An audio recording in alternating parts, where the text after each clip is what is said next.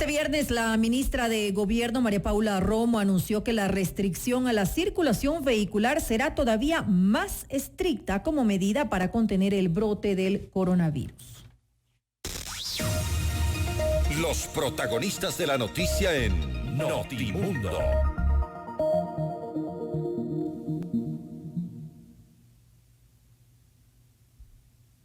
Ministra, muy buenas tardes y gracias por acompañarnos aquí en este espacio en Notimundo Estelar.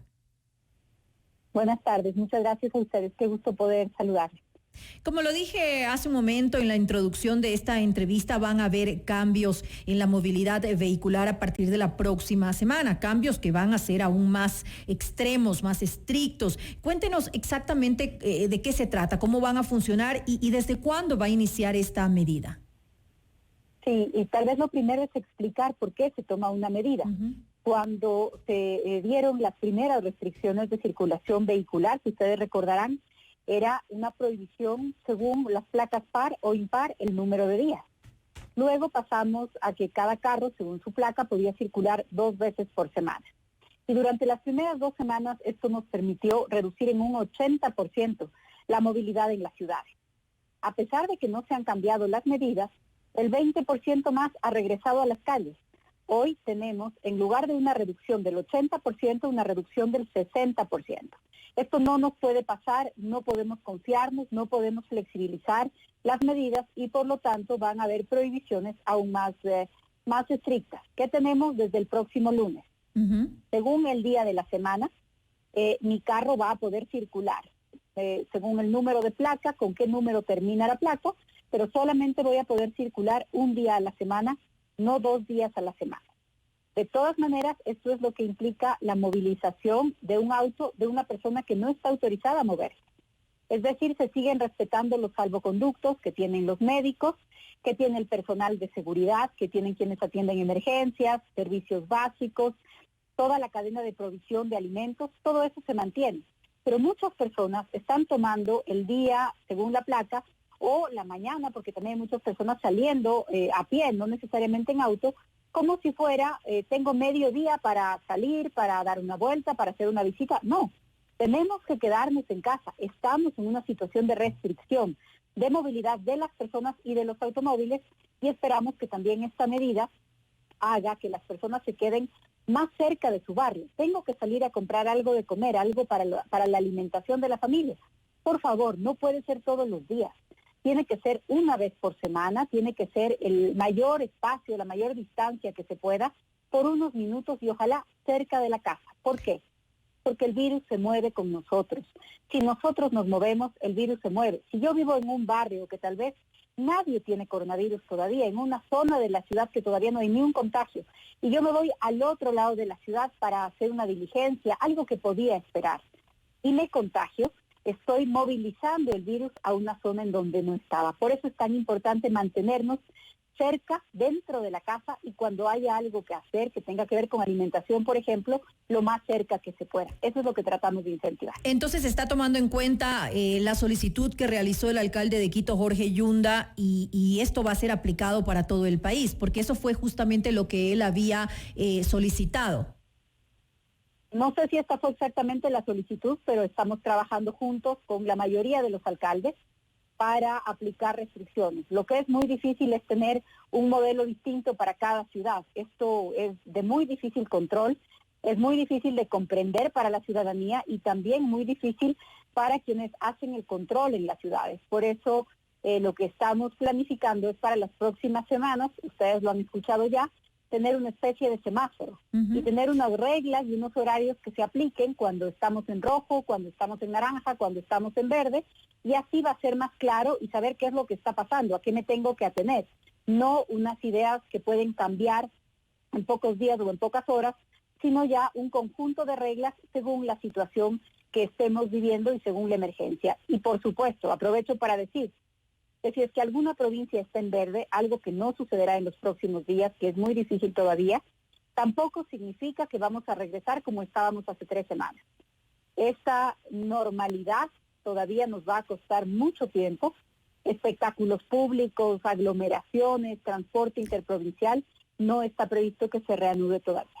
Justamente le iba a consultar eso acerca del semáforo provincial, cómo va a funcionar exactamente y si no resulta muy peligroso volver en cierta forma a la normalidad, porque obviamente nosotros tenemos un subregistro, entonces las cifras que vemos no son realmente las cifras reales que tenemos de contagios. Por lo tanto, aunque una provincia se encuentre en verde, puede ser que existan esta cantidad de cifras que se encuentran ahora en subregistro que no están claras y que al salir la gente pues podría provocar un problema grande en esa provincia. Por eso de ninguna manera significa que vamos a desconocer las medidas o que vamos a regresar a como estábamos hace 3 semanas. En todos los casos se van a mantener medidas estrictas como las que tenemos en el país, pero para las provincias, para las zonas en donde esto sea posible, porque también hay diferencias. No podemos decir que Pichincha, que Carchi, que Tungurahua, que Azuay hoy tienen la misma situación que tiene Guayas. No es la misma situación, pero eventualmente si no cumplimos las instrucciones todos podríamos llegar a una situación de igual gravedad como la que estamos viendo en Guayas o en otros países. Entonces, no significa que de pronto vamos a tener ciudades en donde no pasa nada y otras en donde está la pandemia. No. Lo que tenemos que esperar por las próximas semanas en el país es que los contagios van a continuar. Por lo tanto, las precauciones también tienen que continuar. Y yo añadiría algo más. No solamente no confiarnos porque puede superar el contagio, porque pueden crecer los contagios. No confiarnos porque los datos que tenemos hoy son la fotografía de los contagios de la semana pasada. Porque hoy, si es que empezamos a salir, si suceden cosas como las que pasó esta mañana en el mercado mayorista en Quito o en una calle de Ambato, en el paso lateral de Ambato, en donde se instalaron un grupo de comerciantes a propósito de que estaba cerrado el mercado mayorista. Es decir, las consecuencias de esas aglomeraciones podremos no verlas hoy, pero en una semana vamos a saber si se dispara el número de casos. Por eso hay que tener precaución, pensar qué estábamos haciendo la semana pasada, y pensar que si hoy nos tomamos esto a la ligera, la próxima semana podríamos estar en un escenario completamente distinto. Ahora, también se está considerando para este semáforo la capacidad de reacción, y pregunto esto porque, por ejemplo, en Galápagos, a pesar de que presenta un número bajo de casos, sabemos que lastimosamente la situación es complicada y para ellos, por ejemplo, suavizar las medidas podría ser contraproducente porque no cuentan con equipos, no cuentan con insumos ni tampoco con personal médico para hacer frente a una situación que puede desbordarse en su caso específico. Hay un mapa que, como usted lo dice, nos señala la vulnerabilidad de cada lugar. Provincias que tienen más o menos camas para hospitalización, más o menos unidades de terapia intensiva, en donde la población tiene mayor edad y por lo tanto son más vulnerables a agravarse si se contagian. Todo eso tenemos, toda esa información la tenemos y con todo eso se toma decisiones. En el caso de Galápagos me gustaría también añadir algo. Se han enviado ya, y yo creo que ha llegado el día de hoy, debería estar instalado en las próximas horas, un equipo y un set de muestras para que las personas en Galápagos, para que los habitantes de Galápagos puedan hacer sus propios exámenes y los test necesarios en las islas. Así que se está dando una atención especial al tema de Galápagos porque efectivamente hay una vulnerabilidad ahí. Pero en este momento tienen su propia máquina para poder hacer sus pruebas y es muy interesante lo que ha pasado, una iniciativa público-privada, académica, y esperamos que Galápagos pueda ser un ejemplo de control, de contención de la pandemia y que los cercos epidemiológicos estén hechos a tiempo. No deberíamos, se habla de mantener el tema de la jornada laboral como se lo ha hecho hasta ahora, hasta el 13 de abril. ¿No deberíamos tal vez tomar como referente lo que sucedió en Wuhan, donde ellos estuvieron en cuarentena durante 76 días y luego de esto han regresado en forma muy paulatina a la normalidad? Todavía vemos fotografías o videos en los cuales la gente sale muy de a poco y sale todavía pues con guantes, con sus mascarillas, y esto a pesar de haber permanecido 2 meses y medio en cuarentena y obviamente siendo muy obedientes porque es su cultura, es parte de cómo ellos viven bajo el sistema de gobierno que los representa. Hay realmente diferencias grandes entre China y Ecuador. Hay diferencias grandes entre China y América Latina. Hay mucho que tiene que ver con esta disciplina social, pero también hay cosas que tienen que ver con la economía. Así que aquí hay un esfuerzo muy grande por desplegar protección social, ayuda, canastas de alimentos, para poder atender la situación de cada uno de los sectores. Hay sectores en la economía que no pueden subsistir si es que no es con los ingresos que tienen del día a día. Es muy distinto pedirle a una ciudad en China una cuarentena, es muy distinto decírselo a una ciudad en Alemania y es muy distinto decírselo a una ciudad en Ecuador. Estamos tomando las medidas más apropiadas según nuestra realidad. También en Wuhan, por ejemplo, había un cierre de la ciudad y luego todo el país se encargaba de abastecer esta ciudad, enviando un número más grande de médicos, alimentos, y hay una cantidad de cosas que hacen diferentes y realmente imposibles de comparar al 100% los escenarios. Lo que nosotros estamos aplicando, la estrategia que el gobierno está desarrollando, es una estrategia de aislamiento y restricción de circulación, no es una de bloqueo total, que en nuestra realidad sería muy distinta. Ahora, un problema grave es el uso de los salvoconductos. Hace un momento usted refería que se va a seguir manejando los salvoconductos para poder circular. Sin embargo, resulta muy fácil sacarlo e incluso se habla de falsificaciones. ¿Cómo se va a solucionar este problema que se está dando ahora con los salvoconductos? Vuelvo a decir que no hay control que sea suficiente si es que las personas pretenden engañar. No es un engaño a la autoridad, es una afectación a la salud y a la vida de nuestras propias familias y de nuestra comunidad. Los salvoconductos son un mecanismo de control, pero si se usan mal y si se miente en el salvoconducto, se van a aplicar las sanciones que existen hoy en la legislación. Y quisiera referirme un poco al tema de sanciones. Más de 1,000 personas han sido detenidas, más de 3,000 personas han recibido una multa de $100, 50 personas han reincidido, por lo tanto su multa ha sido de un salario básico unificado. Ya tenemos sentencias de personas a 4 años de cárcel, a 1 año de cárcel, las 2 primeras sentencias. ¿Y para quiénes? Luego de haber dado positivo en la prueba de COVID, después de saber que tienen que cuidarse, después de saber que están contagiando a otras personas, se han movilizado a lo largo de la ciudad o entre cantones, entre provincias. Vamos a pedirle a la Fiscalía General del Estado que abra la investigación penal correspondiente, porque pediremos para estas personas 3 años de cárcel. Por un lado están las sanciones. ¿Es aplicable ese tipo de sanciones? Sí, claro que sí. Ya tenemos sentencias, por eso se lo explicaba. Ya hay una sentencia de 1 año, ya hay una sentencia de 4 meses. De las primeras que tuvimos, llegan a esta cantidad de tiempo y no eran personas que estaban positivos en el contagio. Quien ya sabe que es positivo debe todavía tener mayor precaución, conoce el riesgo de que se movilice, así que estamos pidiendo a la Fiscalía General del Estado que las investigaciones por incumplimiento de orden legítima de autoridad competente tengan el máximo de la pena. Insisto, por un lado están las sanciones, por supuesto, y se van a aplicar, y se están aplicando de forma dura, pero por otro lado está la disciplina y está la voluntad de cumplir las reglas de la población. No vamos a poder pedir un policía para cada familia, un policía para cada persona contagiada, eso no existe. Hay algunos casos en donde se tienen que aplicar las sanciones, lo vamos a hacer sin ninguna duda, pero en la mayor parte de casos, realmente como sociedad dependemos del comportamiento unos de otros, y por eso no podemos dejar de repetir que es ahí en donde está la responsabilidad también.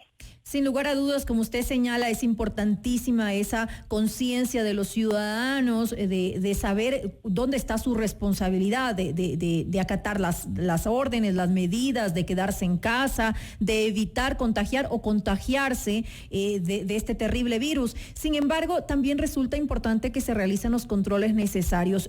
Ayer y hoy he visto un inusual movimiento de automóviles en mi recorrido hasta llegar aquí a la radio, y muchos vehículos pasan justamente al frente de los policías y no se hace absolutamente nada. No se les pide documentos, no se les pide el salvoconducto, no se revisa sus credenciales, y tiene que haber ese control, porque entonces, ¿para qué están los policías apostados en determinada ubicación si los automóviles pasan y no sucede nada, no hay ningún tipo de control? Perdone si le parece dura mi respuesta, pero estoy en total desacuerdo con lo que usted dice. No es que no hay ningún tipo de control. La policía está haciendo un gran esfuerzo. Tenemos ya servidores policiales que han muerto por sus contagios. Tenemos personas enfermas. Tenemos miles de policías haciendo turnos agotadores. Tenemos 20,000 controles distintos solamente a personas que tenían la obligación de hacer toque de queda. 20,000 partes de controles a personas que tienen la orden del aislamiento voluntario. Más de 1,000 personas detenidas, 3,000 personas multadas. Eso no nos puede llevar a decir que no se está haciendo un trabajo. Siempre se puede hacer un mejor trabajo, eso sí es algo con lo que puedo estar de acuerdo. Pero decir que no se está haciendo un trabajo que miles de personas están desarrollando en primera línea, creo que no se corresponde con la realidad. Sin embargo, yo estuve en varios puntos de control en la ciudad de Quito, mañana también lo voy a hacer. Estoy precisamente acompañando esos controles, mirando cuáles son los salvoconductos, cómo se están presentando. Hoy día lo he visto, muchas personas circulan con salvoconducto, pero son médicos, están entregando insumos médicos, había una camioneta que llevaba alimentos, lo estamos viendo, he estado en los puntos de control para verificar qué es lo que está pasando. Siempre podemos mejorar los controles, pero insisto, creo que es importante reconocer lo que se está haciendo. Estoy ahora viendo una publicación de los datos del COE que reflejan una parte de la realidad acerca de las defunciones y se está complementando con más información oficial. ¿Hay un boletín preliminar ya de mortalidad? Sí, el boletín está publicado en el mismo tuit en el que usted probablemente ha visto este cuadro. Así es. El boletín es del año 2019 porque se hace un año después. Estos boletines pasan por una serie de filtros que publican más o menos a medio año. Por eso este es un boletín preliminar. En el 2019 no había coronavirus. A este boletín, ¿cuál es la utilidad que le estamos dando? Para comprender el contexto, para comprender qué es lo que sucedía en nuestro país antes del coronavirus. El año pasado tuvimos 74,000 defunciones en el Ecuador, 74,000. Y en ese boletín usted va a poder ver cómo sucedieron por provincia, por zona, por edad, por causa de muerte. Eso nos da un contexto de qué es lo que sucede en otras circunstancias en el país. Y a este boletín le hemos acompañado con la cifra del primer trimestre de personas de defunciones inscritas en el registro civil. Todavía no son los datos de salud. Para consolidar los datos del Ministerio de Salud todavía nos tardaremos algunos días adicionales, pero tenemos equipos trabajando a toda velocidad para poder entregar más información. Según lo que ustedes han revisado, ¿estamos dentro de la normalidad entonces con las cifras que se han dado de mortalidad durante este tiempo? No hay nada de normalidad en estas circunstancias. No hay normalidad, no hay cosas que sean previsibles. Esto es algo que ha superado los sistemas de salud, la posibilidad de la organización de todos los países en el mundo. No hay normalidad. Lo que tenemos es un cierto comportamiento del virus, un cierto comportamiento de la pandemia que se produce en diferentes países, que es lo que se puede aprender, que es lo que se puede saber con algo que existe hace 3 meses. ¿Qué es lo que estamos viendo? El comportamiento del virus que pasa de una fase a otra. Los primeros contagios son contagios controlados, son contagios en donde hay un cerco epidemiológico. Luego pasamos a una fase de contagio comunitario, que es la que tenemos en este momento en algunas provincias ya. Y lo que tenemos es ahora una escalada de la curva. En todos los países, de igual manera, lo que hemos tenido es un crecimiento de casos y ojalá. ¿De qué depende? ¿Cómo va a evolucionar? De nuestro comportamiento. Depende de las medidas que tomemos. Ojalá, siguiendo todas las instrucciones, logremos que este sea el pico y que luego los casos empiecen a bajar. ¿Eso depende de un modelo matemático? No. Eso depende de que dejemos de contagiarnos, de que dejemos de movernos, de que dejemos de circular, de que usemos más mascarillas, cubrebocas, de que no vayamos a los espacios que están aglomerados, de que no minimicemos la pandemia. De eso depende que este sea el pico de la curva en algunas ciudades o que todavía tengamos que ver muchos más contagios. Ese es el comportamiento que tiene la pandemia y depende mucho de lo que nosotros podamos hacer ya como sociedad, de las medidas que tomemos. Ojalá que así sea, ojalá que estemos viviendo ya un momento de altos contagios y también que se refleja en pérdidas humanas, por supuesto, y esto es lamentable, ha sucedido también en lo que hemos visto como comportamiento en otros países. Quisiera añadir que el sistema de salud en Guayas, que es la provincia con el mayor número de casos, todavía tiene camas hospitalarias, todavía tenemos camas disponibles, por eso no estamos utilizando coliseos y otros lugares que sean adecuados para atender a pacientes. Los tenemos listos y eso quiere decir que estamos listos también para más contagios y para más personas que requieran atención médica. Pero hoy todavía no hay una saturación total de esos servicios. Lo que tenemos saturados son los servicios de emergencia. Eso sí es lo que en este momento estamos trabajando para descongestionar. Ahora, resultan preocupantes las cifras que han sido dadas por el propio presidente de la República y también por Jorge Watted sobre considerar que podrían llegar a entre 2.500 y 3.500 el número de fallecidos únicamente en la provincia del Guayas. Sí, ese es un escenario que efectivamente la Organización Mundial de la Salud también comparte. De nuevo, ¿de qué depende ese escenario? De que podemos guardar más o menos las medidas de restricción, el aislamiento social. Ese es un escenario que puede empeorar si es que se desobedecen las medidas y que puede mejorar si es que nos quedamos en casa. Pero las proyecciones de contagios son de miles, de cientos de miles, y también, por supuesto, de personas que podrían, después de ese contagio, tener cuadros más graves o incluso perder la vida. Ese es el comportamiento de la pandemia y tenemos que estar preparados para estos escenarios también. ¿Se va a analizar la posibilidad de extender la emergencia sanitaria después del 13 de abril, dadas las circunstancias actuales? La emergencia sanitaria sí, las medidas de restricción sí, el estado de excepción, todo es susceptible de análisis según cómo evolucione este escenario que estamos viendo. Ahora, ¿qué pasa con el levantamiento de cadáveres que ha sido un problema que se ha dado en la ciudad de Guayaquil? La alcaldía de Guayaquil está solicitando además que se le permita asistir en el levantamiento de los cadáveres porque obviamente ellos no pueden hacerlo, necesitan tener una autorización. ¿Se ha considerado esto? Sí, estamos tratando de mejorar todos los trámites que están relacionados a esta gestión, a la emisión del certificado de defunción. Luego hay un reporte, el REDIT, que es el que se manda al registro, se inscribe. Hemos hecho varios cambios para que no sea un cuello de botella que agrave más la situación en Guayaquil. Es una combinación de varias cosas. Primero, de la cantidad de defunciones, evidentemente. La realidad es una realidad muy compleja porque es la ciudad con más contagios, por supuesto. Pero además de eso, el toque de queda, las funerarias que han dejado de funcionar, cementerios que estaban abriendo solamente hasta el mediodía, y un servicio que antes no lo daba el Estado. La policía y criminalística solamente levantaba los cadáveres en casos de muertes violentas. Hoy, las funerarias, los cementerios, las familias están esperando que un funcionario, policía, militar, con alguien del Ministerio de Salud, vaya para poder hacer un levantamiento del cadáver por posible sospecha de COVID. En Guayaquil, antes de esta crisis, el 46% de las defunciones se producían en casa. Entonces, todo esto, por supuesto, ha colapsado los servicios y el trabajo que están haciendo. Ahí hay un grupo de tarea que está dedicado exclusivamente a esto.